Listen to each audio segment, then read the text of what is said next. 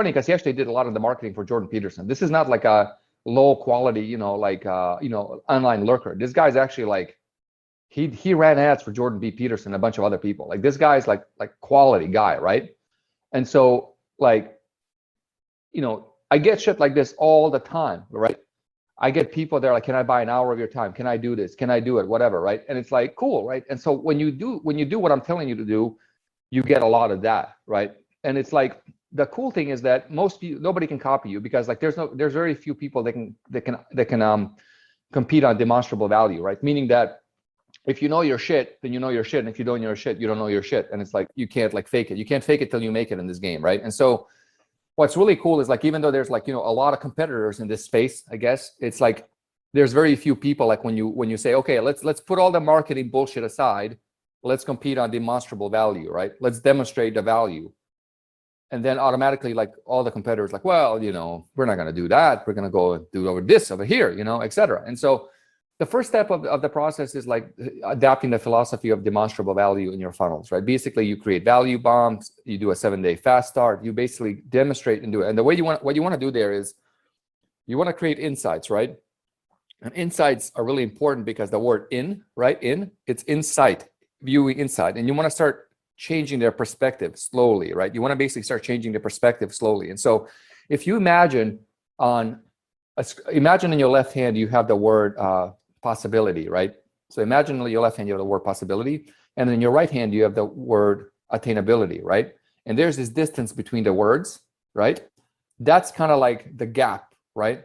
And so like the closer you can bring those two together, like possibility, attainability, the higher your conversion rate and will go in terms of people giving you money, right? So for example, like, is it possible for me to win the lottery? Yes. Is it attainable? Not really. It's like 1 in 17 billion chance, right? Okay. And so it's like, it prevents me from buying more lottery tickets, right? But for example, like if I say, hey, Mike, it's possible for you to do a book offer, do XYZ and make $1 million a year, right? Yeah, it's possible. I don't know how to do it. Is it attainable? I don't know. It's kind of over here, right? And then you're like, well, how do we bring this closer? And what we do to merge that gap is we create insights, ideas, breakthroughs, and show you the way to doing it, right? We basically show you the possibility. And the more you can explain this gap, the more you can explain this gap, the more incentive and energy you create in terms of people wanting to work with you and giving you money, right? And so when that happens, then it becomes really easy to sell high ticket, right? And so it's like, instead of you, for example, like, slamming the call booking page, whatever, what ends up happening is like people actually want to book a call with you. So it's fascinating because I watched this, I've been watching a lot of Jeff Bezos and a lot of these other super rich people. I've been on a quest to talk to like really successful and smart people. So like just before this call, I talked to one of the people responsible a lot for Gut. You guys know who Guthy Ranker is, Proactive. So I talked to the guy that did all their marketing campaigns and shit. So I spent an hour on the phone with him, and so I'm going to get back on the phone with him after this call. But I'm on a quest to learn from people who've been there, like at other levels, because like in this industry, you have four timelines, right? You have the infomercial timeline, you have the multi-level marketing timeline, you have the internet marketing, which we are in that timeline, and you have the porn timeline, right? And the way it works is like porn is the best one in terms of skill set, then infomercial, then MLM, and then us. But we think we're the best timeline. We're not. The other timelines are so much better because they operate on more constraint. And so basically, so I'm on a quest to basically talk to a lot of those people and learn more, right? And so I lost my fucking train of thought.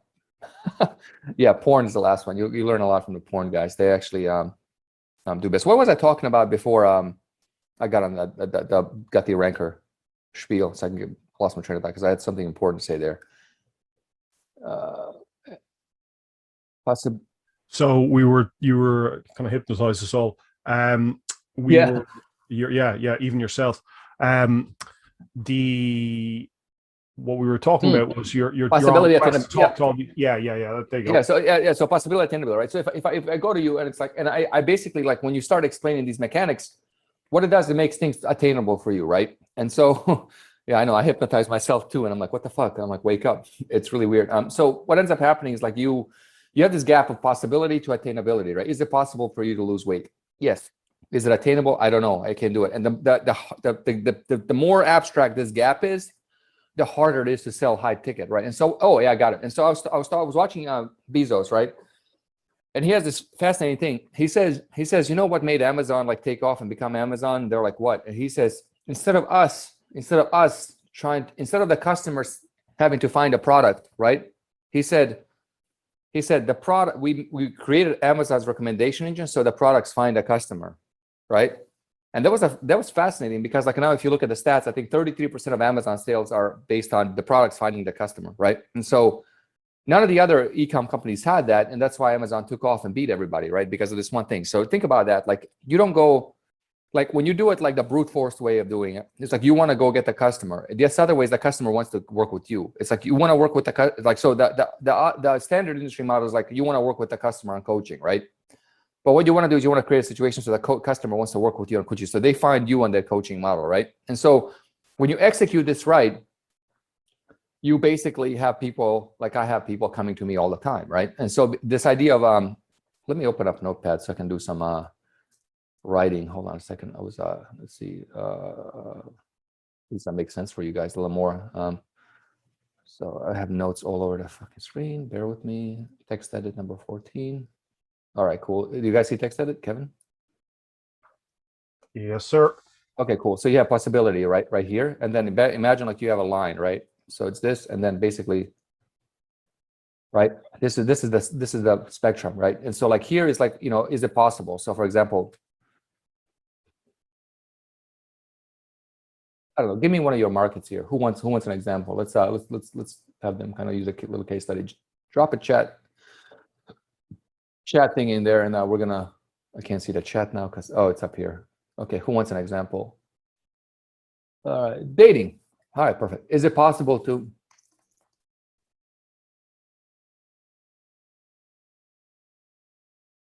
you see that? How attainable is it, right? How attainable is it?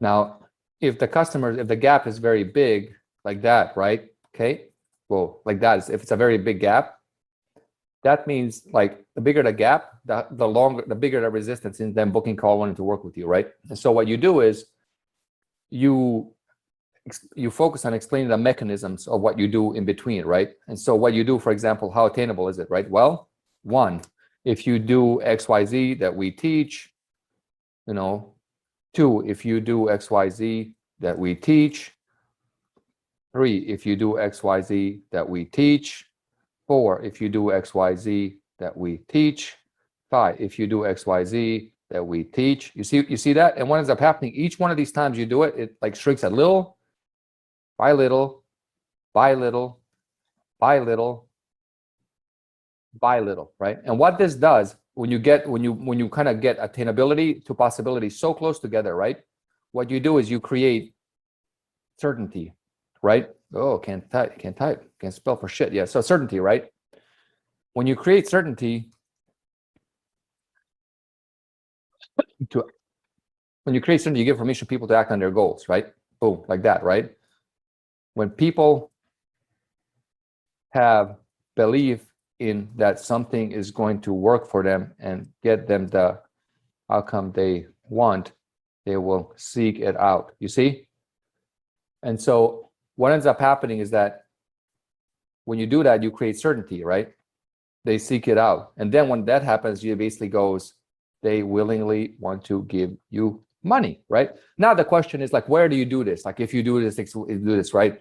And so what everybody thinks about is that, you know, what everybody thinks about as far as the game goes, it's like they do the stupid model. It's like send an email, whatever, etc. So you don't do that. What you do is like you do this right here, and you focus on impressions of belief change, right? And so remember, you're taking them from possibility to attainability, right? And basically have impressions of belief change, right? Keyword is impressions. I'm going to underline this fucker right here, right? And impression means like, how can you get in their minds, right? Damn it. How can you get in their minds, right? One, send emails, right? That's an impression, right? Two, post in your Facebook group, like me, right? That's another way. Three, do video content. Four, create a YouTube channel.